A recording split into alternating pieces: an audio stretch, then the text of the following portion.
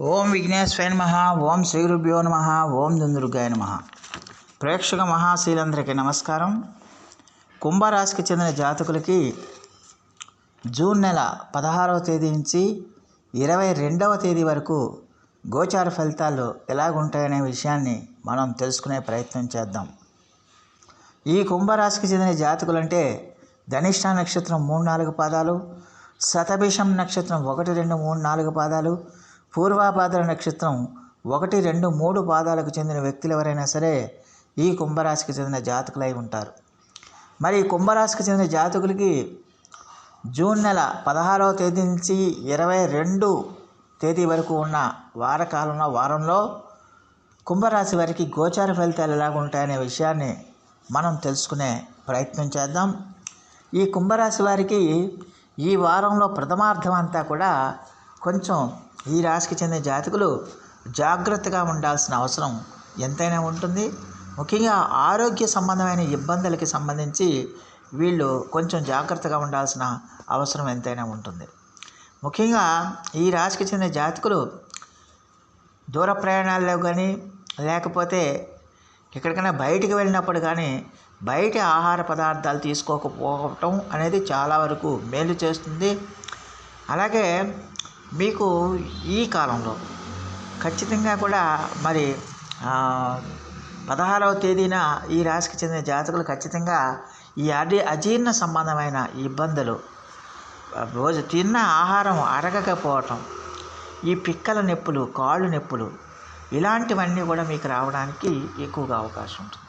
అలాగే మీకు ఇష్టం లేని పనులు చేసే అవకాశాలు కూడా ఎక్కువగా కనిపిస్తున్నాయి.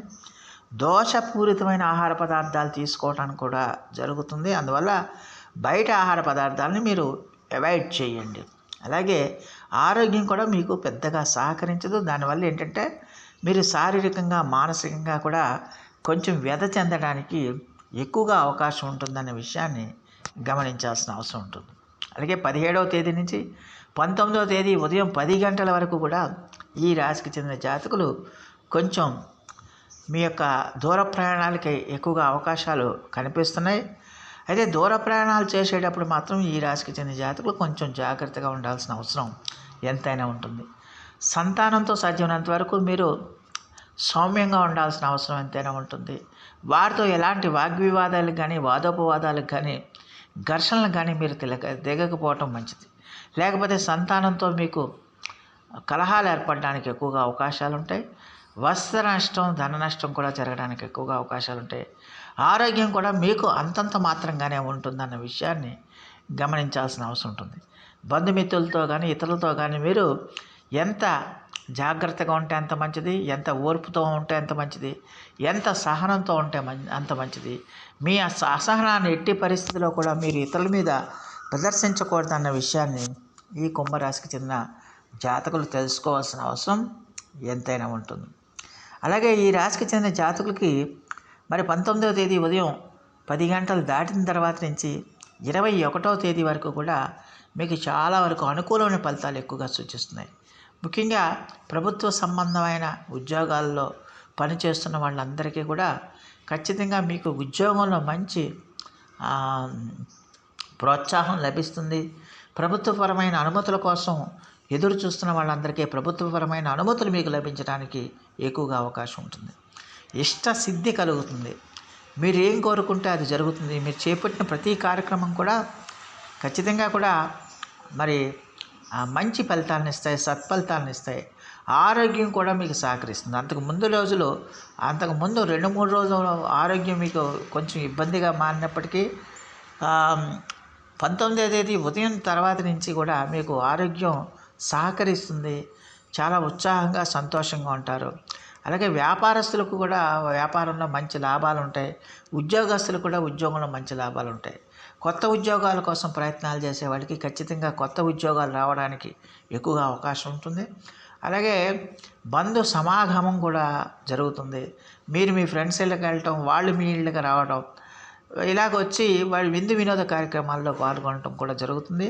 మీరు ఆశించిన, మీరు మెచ్చిన, మీరు కోరిన వస్తువులు మీరు సేకరించుకోవటం కానీ, లేకపోతే మిమ్మల్ని అభిమానించేవాళ్ళు కానీ, మిమ్మల్ని ప్రేమించేవాళ్ళు కానీ మీకు వాటిని బహుమతులుగా ఇవ్వటం వల్ల మీరు చాలా హ్యాపీగా, సంతోషంగా, సుఖంగా ఉండటానికి అవకాశం ఉంటుంది.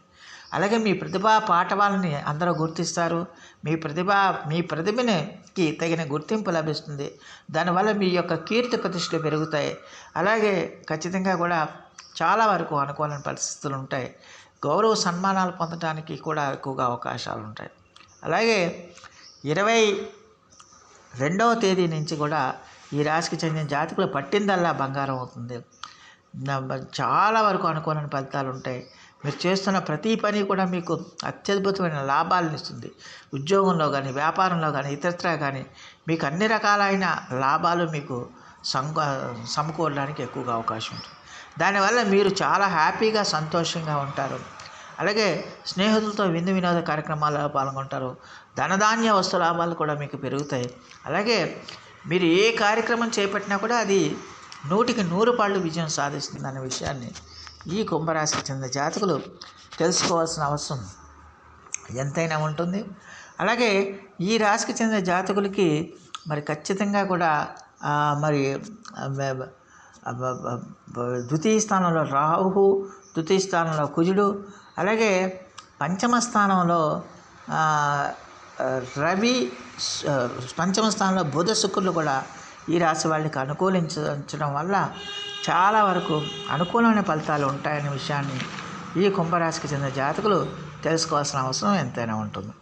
అలాగే ఖచ్చితంగా ఈ రాశికి చెందిన జాతకులు మరి ఎట్టి పరిస్థితుల్లో కూడా స్నేహితుల వల్ల కొంచెం స్నేహితుల్ని మరీ గుడ్డిగా ఎట్టి పరిస్థితుల్లో మీరు నమ్మకండి. దానివల్ల వాళ్ళు మిమ్మల్ని మోసం చేసే అవకాశాలు ఎక్కువగా ఉంటాయనే విషయాన్ని గమనించాలి. అలాగే మీ సంతానం ఏదైతే ఉందో ఆ సంతానం సంబంధించి కూడా కొంచెం మానసికమైన వ్యధ, వాళ్ళ ఉద్యోగాల గురించి కానీ, వ్యాపారాల గురించి కానీ, వివాహం గురించి కానీ ఒక రకమైన మానసికమైన ఆందోళన కలుగుతుంది. అలాగే కొంచెం దానివల్ల ఏంటంటే నిరాశాజనకంగా మీకు ఉండటానికి అవకాశం ఉంటుంది.